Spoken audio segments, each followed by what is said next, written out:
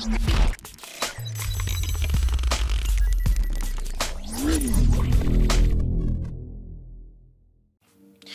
guys, welcome back to another segment of web tutorials. I'm Tausif Ansari and today we'll be creating a color search or a color changing web page, not with the help of any animation but on the basis of the given input. Okay, so here all we have to do is type the name of the color, or you can also use the hash color codes or the RGB values. The point is it must be related to the color values and it will automatically generate the same color that you have input here as the background of the web page. Okay, so let's search some of the colors. For example, let's say magenta, and you can also try the hash color codes, that is let's say 2498 dB, and that gives you a light blue color, you can say. And of course you can also try the RGBA values, so let's say 131, 29, 149, and that gives you somewhat purple color. And you can set the opacity of the color here, let's say 0.8, and it lightens it up a bit. So I hope you got it what we are trying to create today, and this is what we will design today. Okay, so let's move on to the coding section, guys. So let's first discuss what actually do we require to create the color search web page.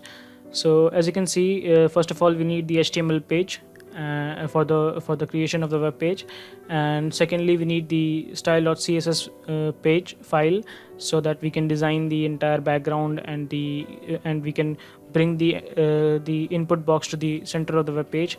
And lastly we need the main.js, that is the JavaScript file, so that when we type something it brings it into the action. Okay, so moving on to the HTML index.html file. As you can see, I've already set the template of the HTML file, and I've also linked it with the style.css file. So in the body section what we actually need is just a container. So we'll say container. We have given it a class of container, we have created a div here, and inside that all we need is just an input attribute, input box, and we want it to be type as search. Okay, yeah.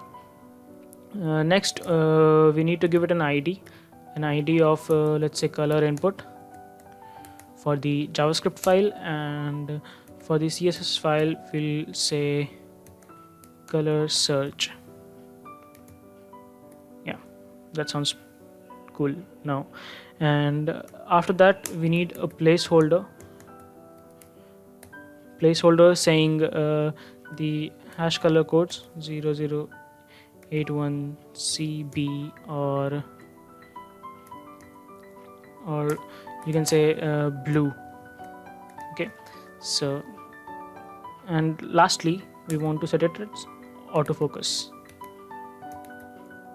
and let's close it. So that is what we want actually in our HTML page.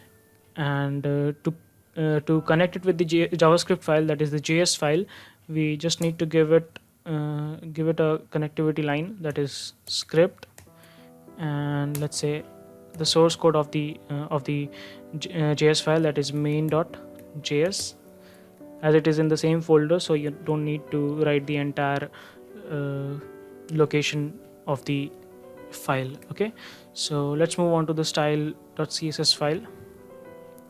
What we actually need to do here is, first of all, we are using the Poppins font here.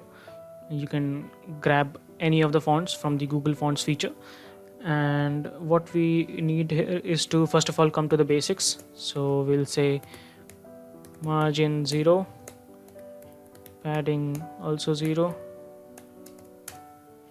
and after that what we need is to set the font family, that is Poppins and sans serif. Yeah, that sounds cool. Now moving on towards the body section. In the body we need first of all to set the display, that is flex, so that it brings the container to the center, and justify content, we'll say center, align items to center, and after that what we need is the setting of height. So we'll say 100 viewing height, and transition also to 0.8 seconds and all, so that when we change the when we enter the color names or the codes, it takes 0.8 seconds to change it with a bit of an animation, you can say.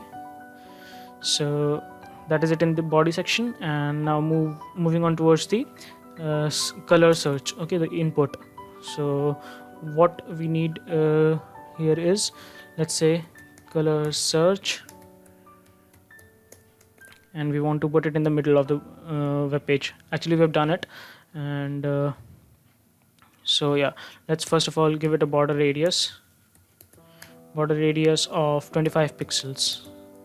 Okay, and after that what we want is no outline none, no border, and lastly we want to give it a padding of 10 pixels from top and bottom and 20 pixels from left and right. And that is it in the color search. And lastly we want to style our input, so we'll say input, and underneath that what I want is to set its color of the color of the caret, okay, that thing that is blinking over here, and that the same thing will be blinking in the input box. As let's open the web page over here, and as you can see, this the black caret that is blinking over here, I want to change the color. Okay, so for that I'll write caret color. Okay, and I want to set it to some random hash codes. Okay, so we'll say C90 and F0F, so that's somewhat reddish color. And as you can see now, it actually has turned out to be the red color we have set over here. So that is a bit different thing, and we can discuss about it some other day. So moving on to text transform, and what I want is it to be uppercase. So whenever we enter something or input something in the input box, the text will automatically be generated into the uppercase. Okay, and lastly the box shadow. So box shadow will be 0 pixel, and 15 pixel. Okay, and lastly the color, that is AE. So this will give somewhat gray color. Okay, now coming back, and our styling is completed, our web page has been set. Now it's time to bring it into the action. Okay, because now when you write something, it doesn't comes into effect. So just go back to your JS file, and in the JS what we actually need to do is we need to set a variable. So we'll say let color input is equal to document